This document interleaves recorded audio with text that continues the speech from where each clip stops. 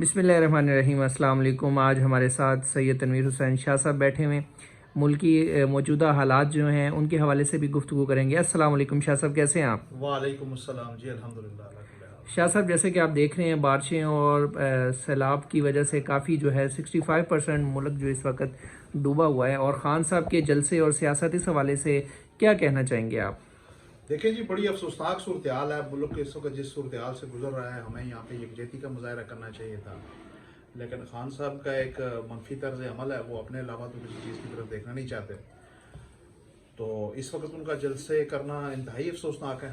اس وقت حکومت کی ہاتھ مضبوط کرنی چاہیے تھی، جو بھی انتظامیہ ہے، پاک فوج ہے، ہمارے ادارے ہیں، NGOs ہیں، اور بہت ساری مذہبی تنظیمیں ہیں، سیاسی سماجی تنظیمیں ہیں جو کام کر رہی ہیں، تو ان کے ہاتھ مضبوط کرنے چاہیے تھے۔ یہ سیاسی سرگرمیوں کا، جلسوں کا وقت نہیں تھا، اور یہ وسائل جو جلسوں پہ خرچ کیے جا رہے ہیں یہ سیلاب زدگان کی بحالی پہ خرچ ہونے چاہیے تھے۔ ٹھیک ہے شاہ صاحب، اور آپ خان صاحب کو مشورہ کیا دینا چاہیں گے اس وقت؟ خان صاحب ناقابل اصلاح ہیں، ان کو کوئی مشورہ دینے کی تو میں نہیں سمجھتا کہ کوئی حاجت ہے۔ وہ ناقابل اصلاح ہو چکے ہیں، اور وہ جس طرح ایک موذی جانور ہوتا ہے، اور جو موذی جانور ہوتا ہے نا، اس کا مسئلہ یہ ہوتا ہے کہ اس کو مقصد ہوتا ہے دوسرے کو نقصان پہنچانا، ٹھیک ہے، اس کو کسی فائدے کی پرواہ نہیں ہوتی۔ تو خان صاحب اس وقت موذی کے درجے پہ تقریباً پہنچ چکے ہیں۔ ان کو تو کسی مشورے کی میں نہیں سمجھتا کہ کوئی مشورہ دینے کا خان صاحب کو کوئی فائدہ ہوگا۔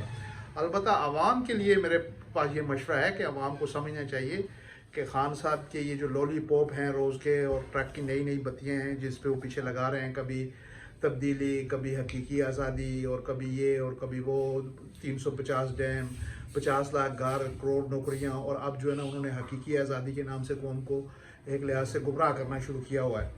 تو عوام کو جو ہے نا اس پہ غور کرنا چاہیے، اچھے طریقے سے خان صاحب پہ کے مقاصد کو سمجھنا چاہیے، اور دیکھنا چاہیے کہ یہ وہ بے عمل آدمی ہے جو اپنے کسی بات پہ بھی کبھی بھی اس نے عمل نہیں کیا۔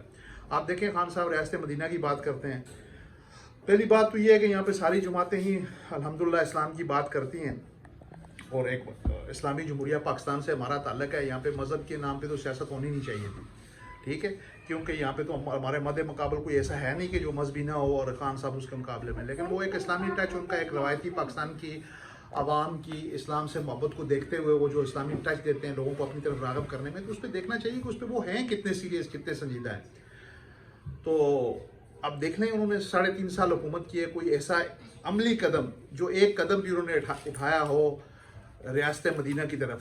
22 سال وہ قوم کو یہ کہتے رہے کہ میں سیاست میں پیسہ بنانے کے لیے نہیں آیا، مجھے اللہ نے سب کچھ دیا ہوا تھا۔ الحمدللہ بہت سو کو اللہ نے سب کچھ دیا ہوا ہے۔ نواز شریف اس سے زیادہ خاندانی لحاظ سے زیادہ پیسے والا تھا، زرداری صاحب کا باپ عمران خان کے والد سے زیادہ پیسے والا تھا، لیکن اس کے باوجود خان صاحب یہی کہتے رہے میں پیسے کے لیے نہیں آیا، پیسے کے لیے نہیں آیا۔ اور موقع ملتے ہی جو خان صاحب کا ٹیکس کا ریکارڈ کوئی بھی عام پبلک بھی چیک کر سکتی ہے، جو وہ ریکارڈ تو یہی بتاتا ہے کہ خان صاحب نے اپنی ساری زندگی میں اتنی دولت نہیں کمائی جتنی توشہ خانہ سے صرف 3 مہینے میں کما لی۔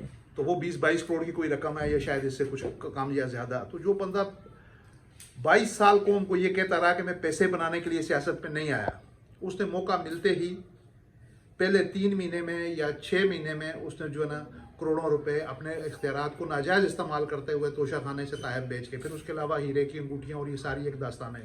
خان صاحب کے درباری جو ہیں وہ ان کے دفاع پہ لگے ہوئے ہیں، وہ قانون کو قانون نہیں سمجھتے۔ اور بنیادی طور پہ اس میں عوام کو یہ چیز سوچنی چاہیے کہ خان صاحب یہ جو ٹوٹے چلا کے جلسوں میں عوام کو گمراہ کرتے ہیں کہ جی وہ فلاں نے بھی فوج کے خلاف یہ بات کی، ایسا نہیں ہو سکتا کہ فوج کے خلاف کبھی کسی نے کوئی بات نہ کی، اور کرنی بھی چاہیے۔ لیکن کیوں کرنی چاہیے؟ بات کرنی چاہیے جنرل غلام عمر کے خلاف، بات کرنی چاہیے جنرل نیازی کے خلاف، اور کی اس وقت بات کرنی چاہیے ایوب خان کے خلاف، جنہوں نے ملک کا بیڑا غرق کیا، جو ملک میں مارشل لا لے کے آئے، جنہوں نے سیاست میں مداخلت کی۔ یہ وہی جنرل غلام عمر ہیں جس کے نقش قدم پہ آج اسد عمر چل رہا ہے، اور اس کا بیٹا بھی ہے، جو پاکستان توڑنے کے اہم کرداروں میں سے ایک کردار تھے۔ بات کرنی چاہیے جنرل یحییٰ کے خلاف، بات کرنی چاہیے ضیاء الحق کے خلاف، بات کرنی چاہیے مشرف اور اس کے ساتھیوں کے خلاف۔ تو دوسری جمہوری جماعتوں کے جو یہ ٹوٹے چلاتے ہیں، تو عوام کو اس پہ نہیں آنا چاہیے گمراہی میں۔ یہ بڑا ہمارے یہاں ایک مسئلہ بن گیا کہ سیاق و سباق سے ہٹ کے کچھ چیزیں جو ہے نا وہ پیش کر دی جاتی ہیں، اور ہماری جذباتی قوم جو ہے نا وہ جذبات میں آ جاتی ہے۔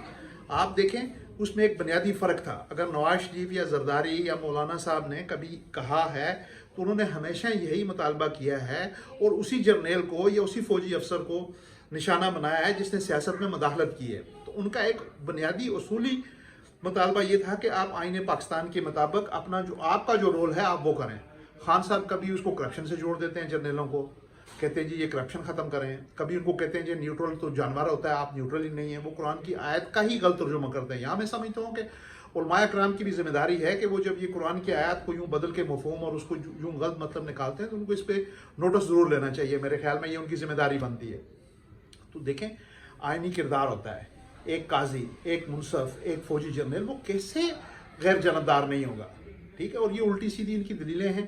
تو خان صاحب یہ نہیں کہہ رہے بنیادی طور پہ, جو بات میں آپ کو بتانا چاہ رہا ہوں, خان صاحب یہ نہیں کہہ رہے کہ آپ جو ہے نا فوج پہ, خان صاحب کو یہ اعتراض نہیں ہے کہ آپ سیاست میں مداخلت کریں. وہ تو کل گجرانوالہ کے جلسے میں کہتے وہ جی ملک چلا جائے گا تو آپ کو پھر پوچھ ہوگی آپ کیوں نہیں مداخلت کر رہے. بھائی ان کا کام نہیں ہے مداخلت کرنے کا. ان کا کام ایون کہ کرپشن پکڑنا بھی فوج سے باہر ان کا کام نہیں ہے. ان کا کام ہے ملک کی سرحدوں کی حفاظت کرنا, اور وہ ان کو کرنا چاہیے. آئین نے ان کو ایک وہ دیا ہوا ہے. تو قوم کی سب سے بڑی ذمہ داری ہے کہ ہم یہ جو بہکاوے میں آ جاتے ہیں اور جذباتی نعروں میں آ جاتے ہیں, اور پھر قوم کو خان صاحب سے جو سوالات ہیں وہ پوچھنے چاہیے کہ خان صاحب وہ 1 کروڑ نوکری کہاں ہے, وہ 50 لاکھ گھر کہاں ہیں, وہ نیا پاکستان کہاں ہے جس کا خواب آپ نے ہمیں دکھایا تھا. وہ کرپشن کے خلاف آپ باتیں کرتے تھے اور اب آپ ترجمان بنے ہوئے ہیں فراگوگی کے, تو آپ کی وہ اصول کہاں ہیں؟ خان صاحب ہمیں مثالیں دیا کرتے تھے حضرت عمر فاروق کی, کہ ان سے ایک کرتے کا سوال پوچھا گیا. تو آج خان صاحب الیکشن کمیشن کو کہہ رہے ہیں کہ آپ مجھ سے نہیں پوچھ سکتے. ورنہ وہ فارم فنڈنگ کا ساتھ دینے کے لیے تیار ہیں, نہ وہ اپنے الیکشن میں جو غلط گوشوارے جمع کر رہے ہیں وہ تو الیکشن کمیشن میں انہوں نے جو جواب داخل کرایا اس میں یہ ہے کہ آپ 6 مہینے بعد ہم سے پوچھ ہی نہیں سکتے. تو یہ ہماری قوم کو اصل کے لیے پیغام ہے. ہماری عوام کو سوچنا چاہیے, اس بہکاوے میں نہیں آنا چاہیے. خان صاحب کی پوری ٹیم دیکھ لیں جو ریاست مدینہ کے معمار کہلاتے ہیں, ان کا اپنا کردار دیکھ لیں. وہ اس لائق بھی ہیں. خان صاحب کے دائیں بائیں جتنے لوگ بھی ہیں, اگر اس ملک میں اللہ کرے اسلامی قانون کا نفاذ ہو جائے, بلکہ جو ہمارا قانون 73 کا بنا ہوا ہے بڑا اچھا قانون ہے, اس پہ ہی عمل درآمد ہو جائے, تو یہ لوگ آپ کو جیلوں میں نظر آئیں گے. ماشاءاللہ شاہ صاحب نے بہت اچھی گفتگو کی, اور اس شاہ صاحب کی گفتگو کا لب لباب یہ ہے کہ خان صاحب ایک فتنہ ہے, اور جتنا ہو سکے جو ہے ان سے بچا جا سکے. شاہ صاحب آپ کی قیمتی ٹائم کا بہت بہت بہت بہت شکریہ. جی آپ کا بھی شکریہ. جزاک اللہ.